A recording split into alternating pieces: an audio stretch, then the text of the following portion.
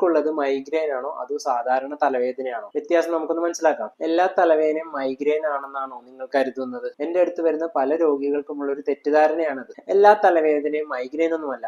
ഇവ തമ്മിലുള്ള വ്യത്യാസം മനസ്സിലാക്കുന്നത് നിങ്ങൾക്ക് ശരിയായ ചികിത്സ ലഭിക്കാൻ സഹായിക്കും. സാധാരണ തലവേദന എന്ന് പറയുന്നത് തലയ്ക്ക് ചുറ്റും ഒരു ഭാരം പോലെയോ അല്ലെങ്കിൽ ഒന്ന് വലിഞ്ഞു മുറുകുന്നത് പോലെയാണ് അനുഭവപ്പെടുക. ഈ വേദന അത്ര കഠിനമായിരിക്കില്ല. ഈ വേദന ഉണ്ടെങ്കിലും നമുക്ക് നമ്മുടെ ദൈനംദിന കാര്യങ്ങളൊക്കെ ചെയ്യാൻ സാധിക്കും. പക്ഷെ മൈഗ്രെയിൻ തലവേദന അങ്ങനെയല്ല. മൈഗ്രെയിൻ തലവേദന ഭയങ്കര കഠിനമായിരിക്കും. കൂടുതലും തലയുടെ ഒരു ഭാഗത്താണ് ഈ മൈഗ്രെയിൻ തലവേദന വരിക. ചിലപ്പോൾ രണ്ട് വശത്തും വന്നേക്കാം. ഒരു തരം വിങ്ങുന്ന അല്ലെങ്കിൽ തുടിക്കുന്ന വേദനയായിരിക്കും ഈ മൈഗ്രെയിൻ തലവേദനയ്ക്ക് അനുഭവപ്പെടുക. നമ്മുടെ മൈഗ്രെയിനെ ബാക്കിയുള്ള തലവേദനയിൽ നിന്ന് വ്യത്യസ്തമാക്കുന്നത് അതിന്റെ കൂടെ വരുന്ന മറ്റു ലക്ഷണങ്ങളിൽ നിന്നാണ്. അത് ഏതൊക്കെയാണ്? വെളിച്ചം കാണുമ്പോൾ വല്ലാത്ത അവസ്ഥ തോന്നും. ചിലർക്ക് ഛർദിയോ ഓക്കാനോ തോന്നും. വലിയ ശബ്ദങ്ങൾ കേൾക്കാൻ ബുദ്ധിമുട്ട് അനുഭവപ്പെടും. നടക്കുകയോ പടികൾ കയറുകയോ ഒക്കെ ചെയ്യുമ്പോൾ ഈ വേദന കൂടാൻ സാധ്യതയുണ്ട്. മാത്രമല്ല ചിലർക്ക് തലവേദന വരുന്നതിന് മുൻപായി കണ്ണിന് മുന്നിൽ മിന്നായം പോലെ വെളിച്ചം വരികയോ ചിലർക്ക് ശരീരത്തിൽ തരിപ്പ് അനുഭവപ്പെടുകയോ ചെയ്യാം. ചുരുക്കത്തിൽ നിങ്ങളുടെ തലവേദന വളരെ കഠിനമാണെങ്കിൽ